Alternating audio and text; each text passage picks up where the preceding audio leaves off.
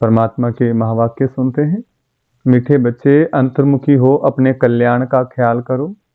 घूमने फिरने जाते हो तो एकांत में विचार सागर मंथन करो। अपने से पूछो, हम सदा हर्षित रहते हैं। पूछें अपने आप से, बातें करें, हम हर्षित रहते हैं। प्रश्न, रहमदिल बाप के बच्चों को अपने पर कौन सा रहम करना चाहिए? रहमदिल बाप के बच्चों को अपने पर कौन सा रहम करना चाहिए? उत्तर, जैसे बाप को रहम पड़ता है कि मेरे बच्चे कांटे से फूल बने। बाप बच्चों को गुलगुल बनाने की कितनी मेहनत करते हैं, तो बच्चों को भी अपने ऊपर तरस आना चाहिए कि हम बाबा को बुलाते हैं, हे पतित पावन आओ, फूल बनाओ। अब वह आए हैं तो क्या हम फूल नहीं बनेंगे? रहम पड़े तो देही अभिमानी रहें। बाप जो सुनाते हैं उसको धारण करें। ओम शांति। यह तो बच्चे समझते हैं, यह बाप भी है, टीचर भी है, सतगुरु भी है। तो बाप बच्चों से पूछते हैं कि तुम यहाँ जब आते हो तो इन लक्ष्मी नारायण के और सीढ़ी के चित्र को देखते हो। जब दोनों को देखा जाता है, एम ऑब्जेक्ट और सारा चक्कर बुद्धि में आ जाता है कि हम देवता बनकर फिर ऐसे सीढ़ी उतरते आए हैं। यह ज्ञान तुम बच्चों को ही मिलता है। तुम हो स्टूडेंट, हम विद्यार्थी हैं। एम ऑब्जेक्ट सामने खड़ा है, कोई भी आए तो उनको समझाओ यह एम ऑब्जेक्ट है। इस पढ़ाई से यह देवी देवता जाकर बनते हैं। फिर 84 जन्म की सीढ़ी उतरते हैं, फिर रिपीट करना है। बहुत इजी नॉलेज है, फिर भी पढ़ते पढ़ते नापास क्यों हो पढ़ते हैं। उस जिस्मानी पढ़ाई से भी यह ईश्वरीय पढ़ाई बिल्कुल सहज है। एम ऑब्जेक्ट और 84 जन्मों का चक्कर बिल्कुल सामने खड़ा है। यह दोनों चित्र विजिटिंग रूम में भी होने चाहिए। सर्विस करने के लिए सर्विस का हथियार भी चाहिए। सारा ज्ञान इसमें ही है। यह पुरुषार्थ भी हम अभी करते हैं। सतो प्रधान बनने के लिए बहुत मेहनत करनी है। इसमें अंतर्मुखी हो, विचार सागर मंथन करना है। घूमने फिरने जाते हो तो भी बुद्धि में यही होना चाहिए। यह तो बाबा जानते हैं कि नंबरवार हैं, कोई अच्छी तरह समझते हैं तो जरूर पुरुषार्थ करते होंगे अपने कल्याण के लिए। हर एक स्टूडेंट समझते हैं, यह अच्छा पढ़ते हैं, खुद नहीं पढ़ते हैं तो अपने को ही घाटा डालते हैं। घाटा किसी और का नहीं, अपना ही है। अगर मुरली हम नहीं सुनेंगे, योग नहीं लगाएंगे, अपने आप को सेल्फ को चार्ज नहीं करेंगे तो स्विच ऑफ हो जाएंगे। जैसे मोबाइल स्विच ऑफ हो जाता है, इसी प्रकार शरीर जो गड़बड़ होता है वो किस कारण से होता है? शरीर कहीं ना कहीं हम ध्यान नहीं दे रहे हैं।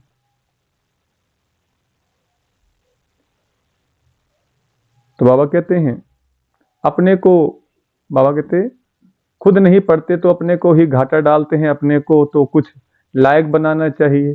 तुम भी स्टूडेंट हो, सो भी बेहद बाप के। ये ब्रह्मा भी पढ़ते हैं, ये लक्ष्मी नारायण हैं। मर्तबा और सीढ़ी है 84 जन्मों के चक्कर की।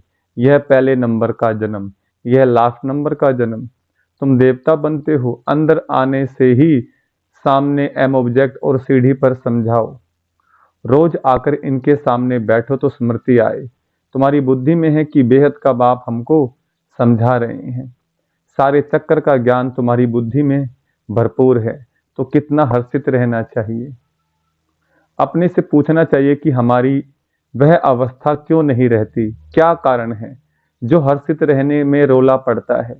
जो चित्र बनाते हैं उन्हों की बुद्धि में भी होगा कि यह हमारा भविष्य पद है, यह हमारी एम ऑब्जेक्ट है और यह 84 का चक्र है।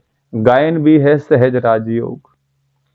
सो तो बाबा रोज समझाते रहते हैं कि तुम बेहद बाप के बच्चे हो, तो स्वर्ग का वर्षा जरूर लेना चाहिए।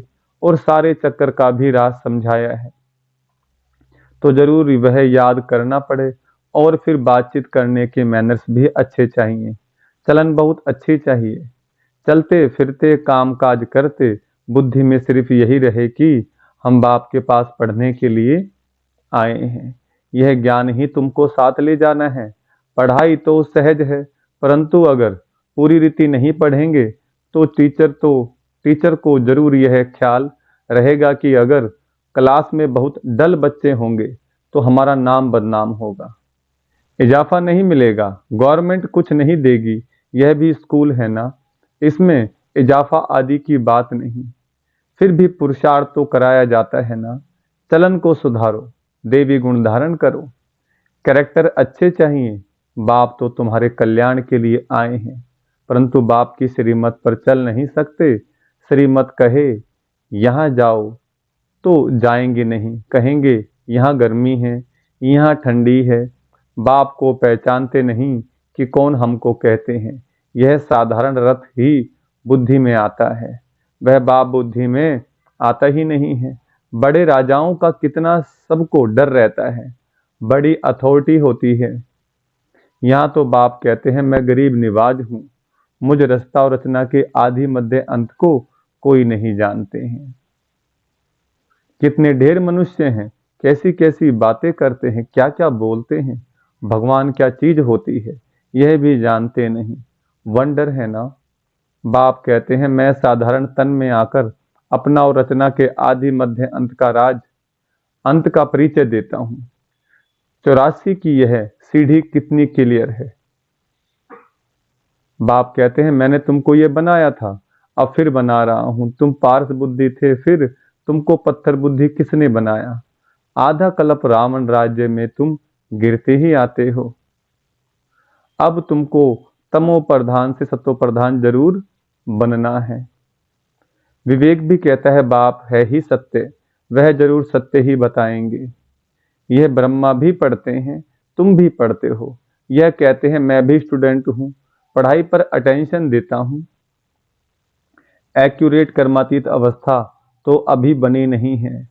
ऐसा कौन होगा जो इतना ऊंच पद पाने के लिए पढ़ाई पर ध्यान नहीं देगा। सब कहेंगे ऐसा पद तो जरूर पाना चाहिए। बाप के हम बच्चे हैं तो जरूर मालिक होने चाहिए। बाकी पढ़ाई में उतराई चढ़ाई तो होती ही है। अब तुमको एकदम ज्ञान का तंत्र सार मिला है। शुरू में तो पुराना ही ज्ञान था, धीरे धीरे तुम समझते ही आए हो। अभी समझते हैं ज्ञान तो सचमुच अभी हमको मिलता है। बाप भी कहते हैं आज मैं तुमको गुह्य गुह्य बातें सुनाता हूं। फट से तो कोई जीवन मुक्ति पा नहीं सकता, सारा ज्ञान उठा नहीं सकता। पहले यह सीढ़ी का चित्र थोड़े ही था, अब समझते हैं बरोबर हम ऐसे चक्कर लगाते हैं। हम ही सुदर्शन चक्रधारी हैं। बाबा ने हम आत्माओं को सारे चक्कर का राज समझा दिया है। जो सुदर्शन चक्र दिखाते श्री कृष्ण के हाथ में, शेरावाली माता के हाथ में, नारायण के हाथ में, वो सृष्टि चक्र का ज्ञान का प्रतीक है। वो कि हमने उस ईश्वर को जाना। एक उंगली इशारा करती है ईश्वर की तरफ, और हमने धर्म को जाना और एक धर्म की स्थापना करने के लिए परमात्मा हमें ये ज्ञान देते हैं। जब आज धर्म के नाम पर बहुत सारे झगड़े हो रहे हैं, धर्म के नाम पर लोग बहुत बट गए हैं, बंटवारे हो गए हैं, तो बाबा कहते हैं, बाबा ने हम आत्माओं को सारे चक्कर का राज समझा दिया है। बाप कहते तुम्हारा धर्म बहुत सुख देने वाला है। बाप ही आकर तुमको स्वर्ग का मालिक बनाते हैं। औरों के सुख का टाइम तो अभी आया है, जबकि मौत सामने खड़ा है। यह एरोप्लेन, बिजलियां आदि पहले नहीं थी, उन्हों के लिए तो अभी जैसे स्वर्ग है। कितने बड़े बड़े महल बनाते हैं, समझते हैं अभी तो हमको बहुत सुख है। लंदन में कितना जल्दी पहुंच जाते हैं, बस यही स्वर्ग समझते हैं। अब उन्हों को जब कोई समझाए कि स्वर्ग तो सतयुग को कहा जाता है, कलयुग को थोड़े ही स्वर्ग कहेंगे। नरक में शरीर छोड़ा तो जरूर पुनर्जन्म भी नरक में ही लेंगे। आगे तुम भी यही बातें नहीं समझते थे, अब समझते हो। रावण राज्य आता है तो हम गिरने लग जाते हैं, सब विकार आ जाते हैं। अभी तुमको सारा ज्ञान मिला है तो चलन आदि भी बहुत रॉयल होनी चाहिए। अभी तुम सतयुग से भी जास्ती वैल्यूबल हो, सतयुग से भी ज्यादा कीमती अभी हैं। कि बाबा ने बोला तुम्हारा हीरे तुल्य जन्म है। बाप जो ज्ञान का सागर है वह सारा ज्ञान अभी देते हैं, और कोई भी मनुष्य ज्ञान और भक्ति को समझ ना सके। मिक्स कर दिया है, समझते हैं शास्त्र पढ़ना यह ज्ञान है, और पूजा करना भक्ति है। तो अब बाप गुलगुल बनाने के लिए कितनी मेहनत करते हैं। बच्चों को भी तरस आना चाहिए कि हम बाबा को बुलाते हैं। पतितों को आकर पावन बनाओ, फूल बनाओ। अब बाप आए हैं तो अपने पर भी रहम करना चाहिए। क्या हम ऐसे फूल नहीं बन सकते? अब तक हम बाबा के दिल तख्त पर क्यों नहीं चढ़े हैं? अटेंशन नहीं देते। बाप कितना रहम दिल है, बाप को बुलाते ही हैं पति दुनिया में कि आकर हमको पावन बनाओ। तो जैसे बाप को रहम पड़ता है, ऐसे बच्चों को भी रहम पड़ना चाहिए, नहीं तो सतगुरु के निंदक ठोर ना पाए। शिव बाबा हमारे सतगुरु हैं और कहते हैं सतगुरु का निंदक ठोर ना पाए। ठोर माना ठिकाना। यह तो किसको स्वप्न में भी नहीं होगा कि सतगुरु कौन। लोग गुरुओं के लिए समझ लेते हैं कि कहाँ श्राप ना दे देवे, अकृपा ना हो जाए। बच्चा पैदा हुआ समझेंगे गुरु की कृपा हुई, यह अल्पकाल के सुख की बात। बाप कहते हैं बच्चे अपने पर रहम करो, देही अभिमानी बनो तो धारणाई भी होगी। सब कुछ आत्मा ही करती है। मैं भी आत्मा को पढ़ाता हूँ। अपने को आत्मा पक्का समझो और बाप को याद कर। बाप को याद ही नहीं करेंगे तो विक्रम विनाश कैसे होंगे। भक्ति मार्ग में भी याद करते हैं, हे भगवान रहम करो। बाप लिबरेटर भी है तो गाइड भी है। यह भी उनकी गुप्त महिमा है। बाप आकर सब बतलाते हैं कि भक्ति मार्ग में तुम याद करते हो, मैं आऊंगा तो जरूर अपने समय पर, ऐसे जब चाहूं तब आऊं यह नहीं। ड्रामा में जब नूंद है तब आता हूँ, बाकी ऐसे ख्यालात भी कभी नहीं आते हैं। तुमको पढ़ाने वाला वह बाप है, यह भी उनसे पढ़ते हैं। वह तो कभी भी कोई खता भूल नहीं करते। शिव बाबा कभी खता कोई भूल नहीं करते, किसको रंज नहीं करते हैं, किसी को दुख तकलीफ नहीं देते। बाकी सब नंबरवार टीचर हैं। वह सच्चा बाप तुमको सत्य ही सिखलाते हैं। सच्चे के बच्चे भी सच्चे, फिर झूठे के बच्चे बनने से आधा कल्प झूठे बन पड़ते हैं। सच्चे बाप को ही भूल जाते हैं।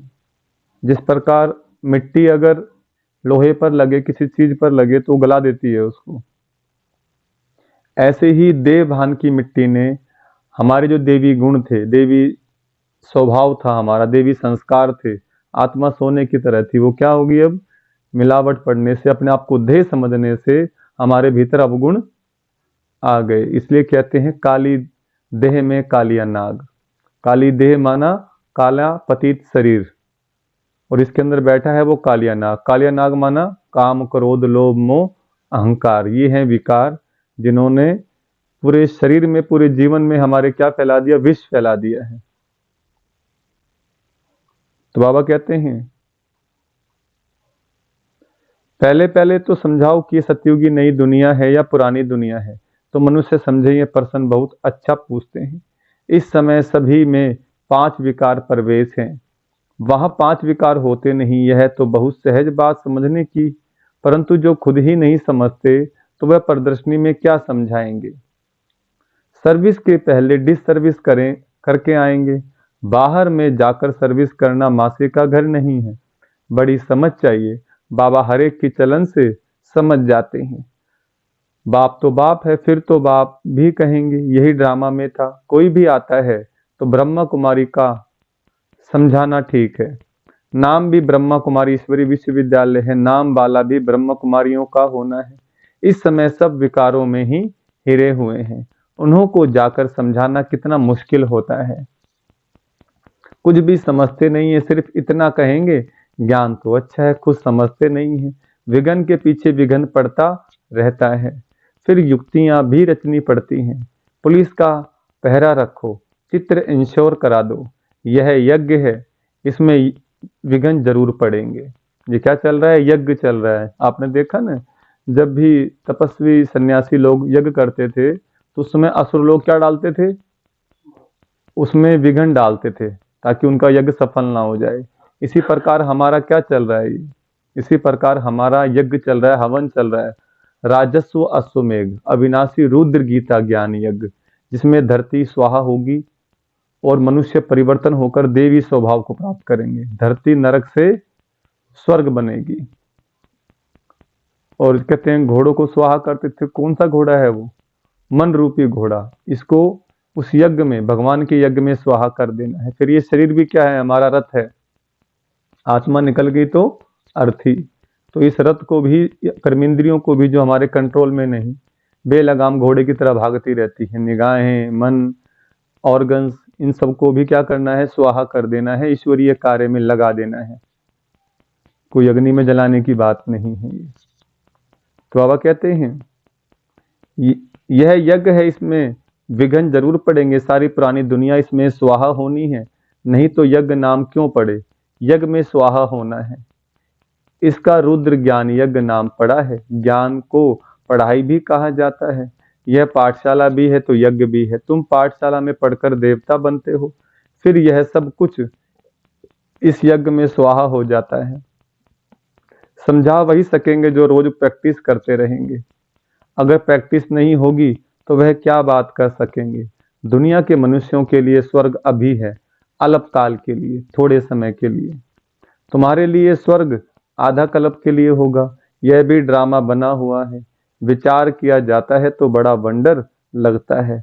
अब रावण राज्य खत्म हो, राम राज्य स्थापन होता है। बच्चों का स्वर्ग खेलने कूदने में है। स्वर्ग का जो स्वर्ग है वो कीचड़ के अंदर में है? इसलिए बाबा कहते हैं जो घर गृहस्थ के अंदर रहते हैं, जो मनुष्य आत्माएं हैं, उनका जो समझदार हैं, उनका जो सुख है ईश्वर की याद में, धर्म के मार्ग पर ही सच्चा सुख है, क्योंकि वो आगे की जमा करते हैं, आगे का अपना भाग्य बनाते हैं। तो बाबा कहते हैं अब रावण राज्य खत्म हो, राम राज्य स्थापन होता है। इसमें लड़ाई आदि की कोई बात भी नहीं। यह सीढ़ी देख लोग बड़ा वंडर खाते हैं। तो बाप ने क्या क्या समझाया है? यह ब्रह्मा भी बाप से ही सीखा है, जो समझाते रहते हैं। बच्चियां भी समझाती हैं।